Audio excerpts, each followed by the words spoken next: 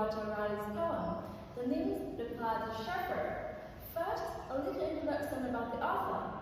Walter Raleigh is an English poet, soldier, and explorer from the late 16th and early 17th century. He wrote his poem as a response to Christopher Marlowe's famous poem, The Passionate Shepherd to His Love. While Marlowe's shepherd paints a realistic picture of love full of romantic promises and eternal pleasures, the nymph in Walter Raleigh's poem gives us reality. She reminds us that life, beauty, and love are not always perfect as they seem.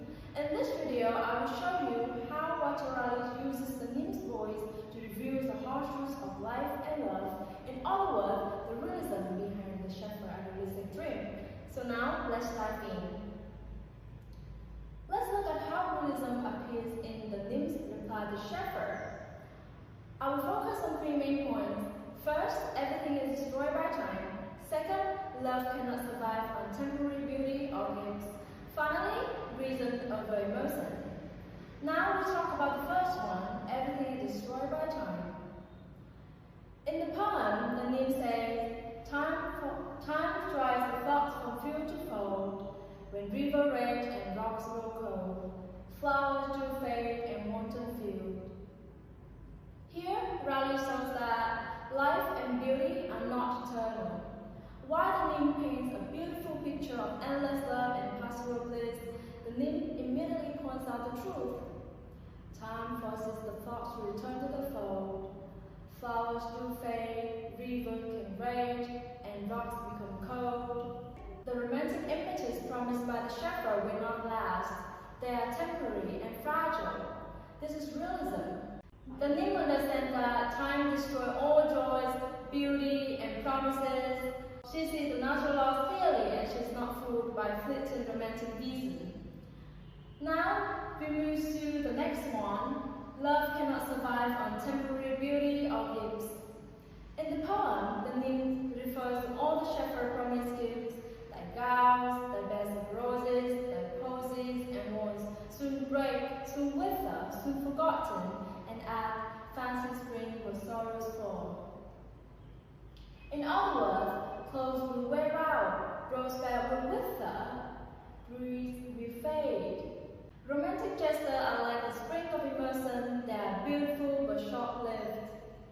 The nymphs make it clear that love cannot rely on these fragile things. The realistic viewpoint highlights the truth that initial excitement and gifts are not enough for lasting love. If love is built only on these temporary things, it will inevitably fail. Now, let's move to the last one, reason over emotion.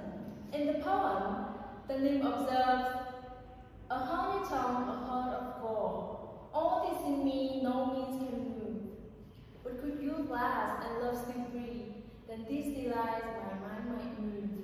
She does not let sweet words or romantic promises sway her. She evaluates love with reason, recognizing that a charming tongue can hide a beat of heart. No matter how many beautiful promises the shepherd makes, they cannot move her.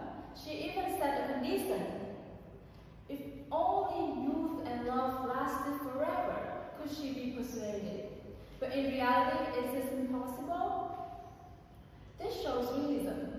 The nymph approaches love rationally, recognizing that promises only have value when supported by reality. Time changes everything, so she refused the shepherd's offer. In these three ways, time destruction, the impermanence of gifts, reason over emotion, the nymph exposes the harsh truths of life and love. She sees the world as it truly is, not as an unrealistic dream. To sum up, the nymph's reply to shepherd is a perfect example of realism in Renaissance poetry. Through the nymph voice, Walter Raleigh reminds us that light, youth, beauty, and love are fleeting. Her perspective contrasts sharply with the shepherd's romantic fantasy, showing us that life is not always perfect as we wish it to be. So here's a question to think about. The shepherd dreams, the nymph wakes up, which one would you choose in real life? So that is the end of our talk. Thank you for watching.